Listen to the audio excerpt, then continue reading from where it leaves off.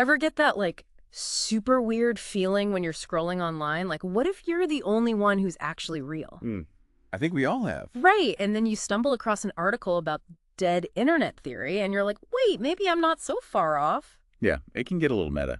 Total rabbit hole.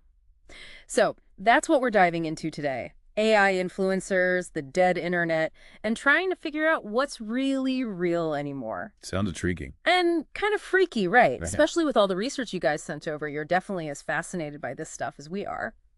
But before we go full conspiracy theory, let's start with something we're seeing more and more of these days: AI influencers. Like, this isn't some far-off sci-fi movie plot anymore. This is real life. It really is. Yeah. What's interesting is how AI is already being used, even if people don't always realize it. Those chatbots that pop up on websites, Oh, yeah. or those virtual brand representatives on social media. Uh-huh. A lot of times that's AI, not an actual human. So brands are already using this tech to create these, like, digital personalities to interact with us. Exactly. And the article you shared, Artificial Influencers and the Dead Internet Theory, argues that this is just the beginning. Oh, no. It gets worse. Well, the author seems to think so. They believe that AI-generated content, and that includes these AI influencers, could actually become the majority of what we see on social media. Hold up. So instead of seeing my friend's lunch on Instagram, it's going to be a picture of what? Like an AI-generated salad? Pretty much. And that's not even the crazy part. The technology is getting so advanced that it's getting harder to distinguish between AI-generated content and human-created content. Images, videos, even the stuff people post, it can all be AI. Okay, that's where I get freaked out. If we can't tell the difference, what does that even mean for authenticity online? It's a really good question, and one that gets to the heart of the dead internet theory. All right, so hit us with it. What exactly makes the internet dead? So the theory itself is definitely debated, but basically it suggests that a lot of what we see online, maybe even most of it, might actually be AI generated. So it looks like human interaction, but But it's all just bots talking to bots. kinda, yeah. Like this illusion of a bustling online world, when in reality A it's... ghost town. Exactly. So it's not just that it's kind of creepy thinking about all this AI-generated stuff online. It's actually starting to freak me out a little. But creepy aside, what's the real-world impact of all of this? Like, should we actually be worried about this dead internet thing? Yeah, I mean, it's not like we can just unplug from the internet completely. Especially younger generations, they've basically grown up in this digital world. Totally. And the article we shared seemed especially concerned about the potential impact on mental health. It makes sense though, right? When you're constantly seeing these like picture-perfect lives, AI generated or not, it's got to mess with your head a little. Oh, absolutely. Like, you're comparing your everyday life to everyone else's highlight reel, but then add AI into the mix. Yeah, it's like that highlight reel just got a whole lot more unattainable. And that pressure, that constant comparison can be a recipe for anxiety, depression, you name it. It's true. You start to feel like you're not good enough or thin enough or rich enough, but it goes even deeper than that, right? What if even the thoughts and opinions we're seeing online are being shaped by algorithms? That's a big one. Yeah. And it's something the article touched on as well. In a dead internet where algorithms are calling the shots, we risk creating these echo chambers where everyone's just agreeing with each other. Ugh, echo chambers. Yeah. The worst. No one wants to have their beliefs challenged or hear different perspectives, I guess. Well, that's the thing. It's not really about what people want. It's that algorithms are designed to keep us engaged, right? Mm. And one way they do that is by feeding us more of what we already seem to like or agree with. Which totally makes sense from like a technical standpoint, but it's Yeah. not great for critical thinking or having, actual conversation. Exactly. And then when you factor in the whole issue of deep fakes. Oh, don't even get me started on deepfakes. Those things are terrifying. Right. Imagine a world where you can't trust anything you see or hear online because any video or audio could be faked. Okay, I'm going to have nightmares tonight.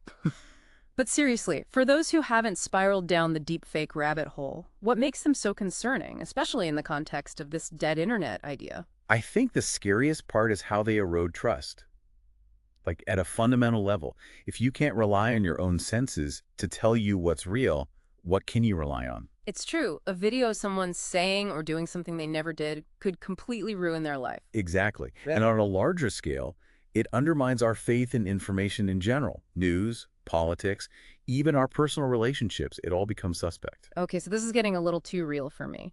So in a world where AI is getting scarily good at faking reality, what can we even do? Well, we definitely can't just throw our hands up and surrender to the algorithms. Yeah. One of the most important things we can do is become more digitally literate. Okay, I've heard that term thrown around a lot, but what does being digitally literate actually look like in this context? Basically, it means becoming much more discerning about the information we consume online. Question everything. Who's the source? Is there any evidence to back up what they're saying? Don't just take things at face value. So, like, channel your inner skeptic. Exactly. Engage those critical thinking skills. Analyze the information objectively. Look for biases. That's how we can start to protect ourselves from being manipulated by algorithms or falling for deepfakes. So we've got to be like digital detectives, always on the lookout for clues that something's not quite right. That's a great way to put it. But how can we actually do that when AI is getting so good at, mimicking human behavior? Well, the good news is the technology that's being used to create these convincing fakes can also be used to detect them. Oh, really? So it's like fighting fire with fire. Exactly. There are some really incredible advancements happening in AI detection.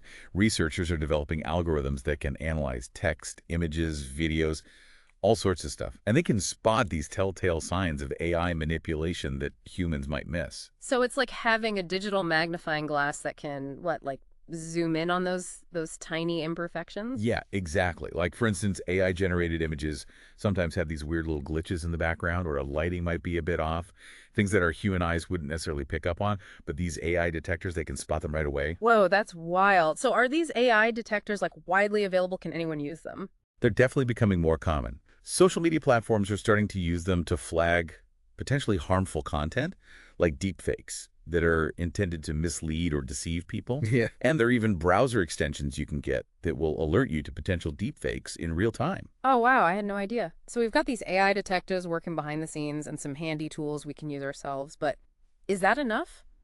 Or is there more we should be doing to, fight the good fight for a more authentic internet? Well, technology is definitely a big part of it, but it can't be the only solution. That's true.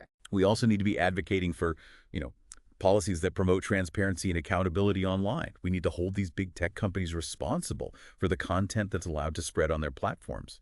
And we need to keep pushing for ethical guidelines for the development and use of AI, especially when it comes to online spaces. It's like we can't just sit back and let the robots take over, right? Yeah. We have to be active participants in shaping how this digital world evolves. Exactly. It's about finding that balance, I think, between technological innovation and human responsibility. I like that, finding the balance. So as we wrap up this deep dive, I have to say this conversation has been both fascinating and a little terrifying, but in a good way. We've learned so much about AI influencers, the dead internet theory, the importance of digital literacy, and the incredible tools being developed to help us navigate this increasingly complex online world. And it's only going to get more complex from here, right, as AI technology continues to evolve. Exactly. So to our listeners, as you venture further into this digital landscape where the lines between human and AI are getting blurrier by the day, remember to stay curious, stay critical, and most importantly, stay connected to those real human connections that make the internet a truly special place. That's it for this deep dive. Thanks for listening.